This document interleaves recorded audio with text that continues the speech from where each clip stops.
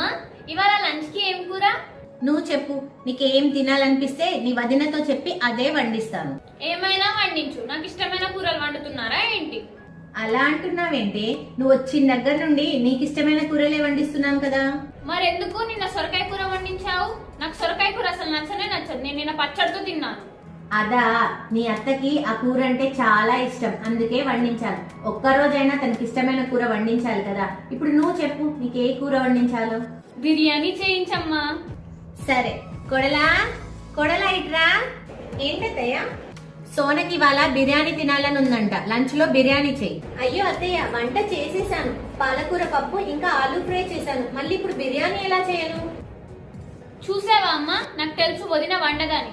సరే, పప్పు ఫ్రిడ్జ్ లో పెట్టి బిర్యానీ చెయ్యి. అత్తయ్య, టైం 1 గంట అవుతుంది. బిర్యానీ చేయాలంటే చాలా టైం పడుతుంది అత్తయ్య. లంచ్ కి లేట్ అయిపోద్ది. లేట్ అయితే లేట్ అయింది, నువ్వు వెళ్ళి వండు. ఏదో నీ ఇంట్లో నుండి తీసుకొచ్చి పెట్టినట్టు చేస్తున్నావు. అలాగే అత్తయ్య.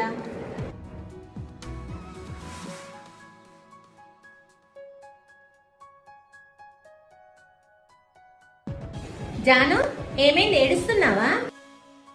ఏం లేదు పిన్ని, మీకేమైనా కావాలా?